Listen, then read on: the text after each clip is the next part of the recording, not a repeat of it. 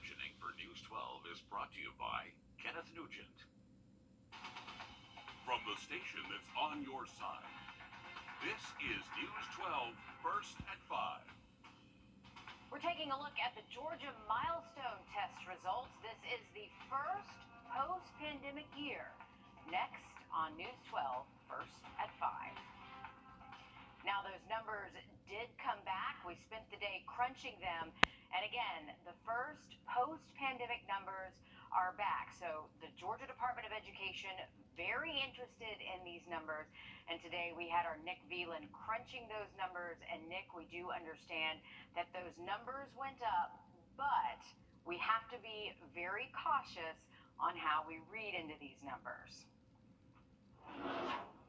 And that's right, because it's not comparing apples to apples. Last year, fewer students took the tests, and experts say COVID protocols did impact performance. But the numbers are good news. It shows we're getting back to 2019 scores, which was our last normal year.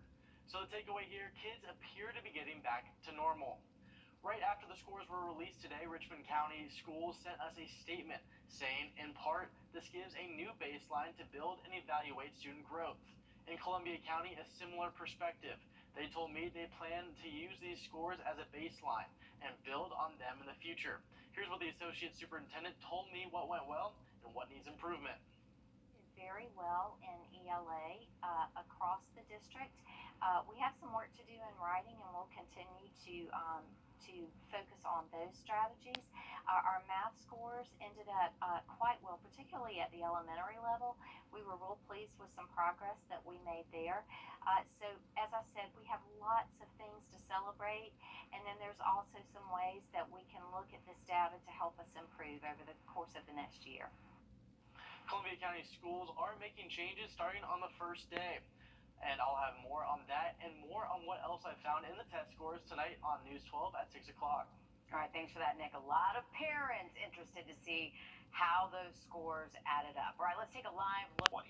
Heading into the weekend, our pattern does start to change a little bit. We'll have an update there in just about 10 minutes.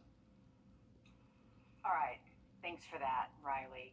There's now been a second arrest for murder in the case of a local man missing for 6 years now. Today, Burke County deputies announced U.S. Marshals arrested 39-year-old Mitchell Lambert in Cummings.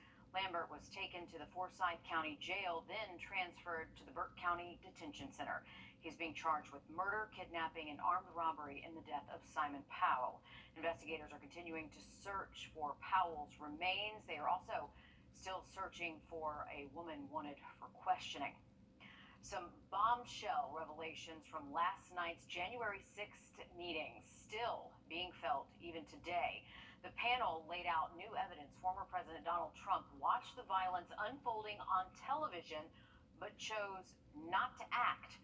They also played some chilling audio of Secret Service agents as they were working to keep then Vice President Mike Pence safe, as they feared for their own lives. Were calls to say goodbye to family members. The situation was escalating, and it was escalating quickly. Live and tape testimony from former White House officials detailed efforts within the White House to get former President Trump to call off his supporters. The committee says it continues to receive new information and will hold even more hearings in September. A new school year is going to be here before we know it, and in just a few weeks. It's hard to believe, I know, but right now, just about every district in South Carolina has vacancies to fill for a pretty important job: bus drivers. Mary Green explains how a new statewide campaign aims to get more drivers behind the wheel, and soon. The South Carolina Department of Education says a recent survey of about half the state's school districts found they're short on average about 15% of their bus drivers and technicians.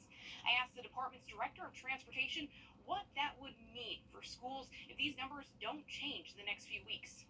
Based on conversations that I've had, districts are going to be able to start school just fine with minimal issues and delays. Ideally, certainly they want to have that number reduced, and they're working hard toward that. That number could go up or down as we move closer to school. Let's hope that it goes down. To try to decrease those vacancies and get more seats behind the wheel filled, the South Carolina Department of Education Education has just launched the Step Up SC campaign. It highlights the open bus driver and technician positions across the state and links directly to applications. Drivers must be able to obtain a commercial driver's license, be at least 18 years old, and complete certain training, which is provided. Requirements are similar for technicians. A student can't get an education if they can't get to school, and certainly bus transportation plays a vital role in that. And this year's state budget includes an 8% raise to the statewide starting pay for bus drivers, bringing it up to a little over $9 an hour. But Bullman also notes that a lot of districts pay higher than this, and he says the statewide starting average is more than $14 an hour. Reporting Columbia, I'm Mary Green. That website again is stepupsc.com if you want to check out those jobs. You can also search by where you live to find any openings near you. This weekend, tons of giveaways and events for students in need. The Augusta Boxing Club is hosting its 4th annual Knock Out the Need book bag drive. It's from 9 to 12 at their club on Walton Way. There's also a back-to-school celebration at the Hub. This is by Rise Augusta and the AU Literacy Center. There'll be free supplies and goodies from 10 to 1. For the full list, scan this QR code on your screen right now. It'll take you directly to our website where we have a full list of back-to-school giveaways and events. And don't forget, today is the last day to apply for free or reduced lunches in time for this school year in Columbia County Schools. You can apply on Columbia County's website. Only one application is needed per household. And even if you don't meet that deadline or something happens later where you still need it, you can still apply. One upstate mom and son changing the way photography is done. Shrunk 3D printing makes your pictures seem almost real life in the blink of an eye. Riley? Well, we are tracking some heavy rain in southern Scranton County, and that's where most of the rain is staying at the moment. Have a look at rain chances for the rest of us this evening, just after the break. Time and just a straight thunderstorm chance each afternoon. Photography is going to the next level in Greer, South Carolina. Shrunk 3D Booth is making pictures more of a tangible memory by printing a 3D figurine. Jarvis Robertson takes us to the location to show us how it all works. We've been operating it more as kind of a mobile business, taking it to all kinds of festivals and events. And it's one way photography is being revolutionized by 3D printing.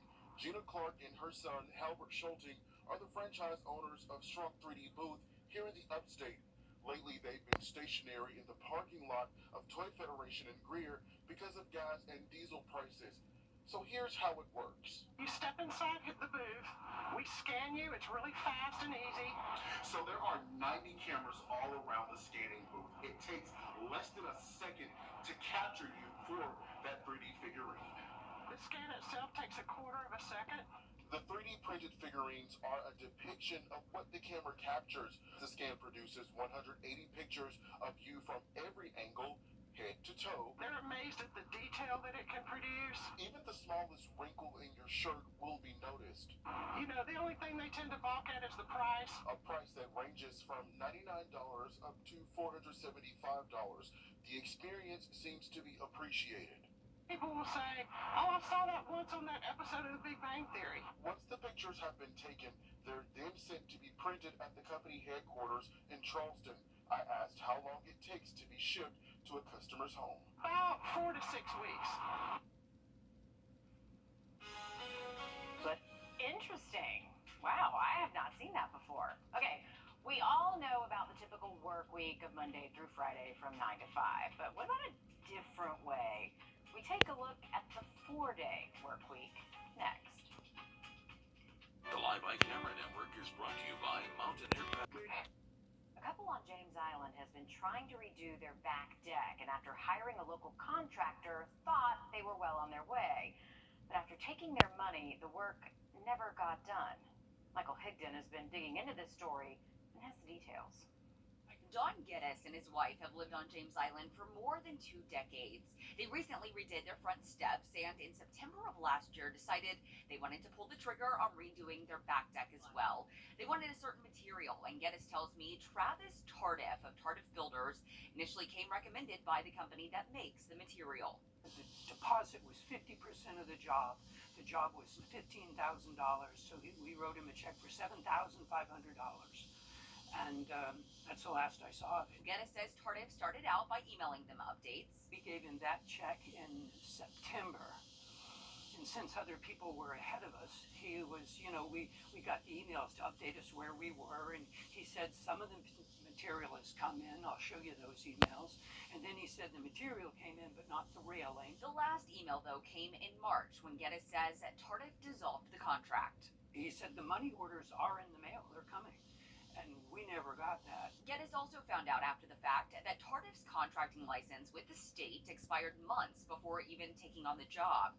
We wanted to try and get Geddes answers. I tried emailing Tardif, but the email account listed was not accurate. I tried calling any number listed. Some were out of service. One made it to voicemail, but it was full.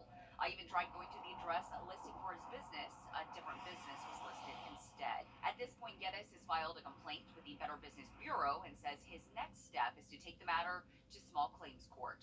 We need to have some emotional closure to this because it was a violation in a way for us. So, but really doing the interviews with the new people are more exciting right now because I'm going to be counting on these people to do the work that they promised to do.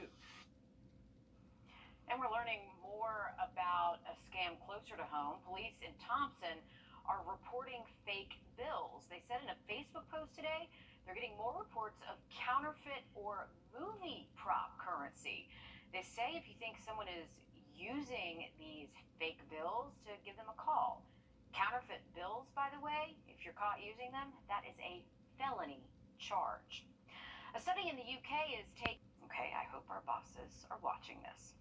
If you had a large tax bill this year and you want to avoid the same thing next tax season, there are some steps you can take right now. Consumer investigator Rachel DePompa breaks it down for you in this week's Watching Your Wallet. There are two ways that you can withhold money for the government, through a paycheck deduction, or you can make quarterly estimated tax payments.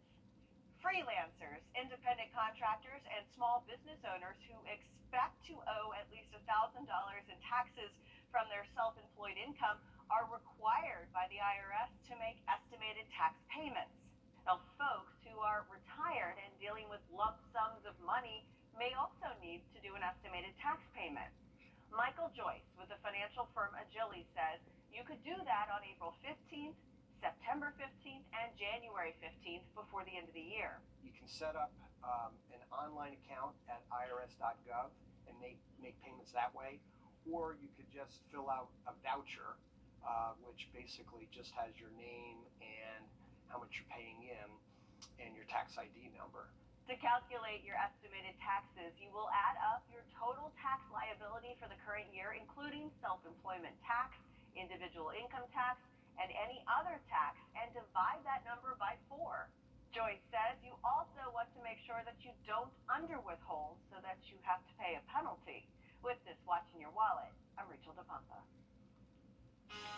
All right, thank you for that, Rachel. We are still tracking a little bit of a backup right here at the state line, just outside of our studios. This is I-20 going eastbound. They are getting this traffic cleaned up, so moving a little bit better, but still a little bit slow going here. Have a look at the forecast for you just after the break. All right, thanks, Riley. We're heading out to Peach Jam to see what today's competition has looked like. All things basketball after a quick break.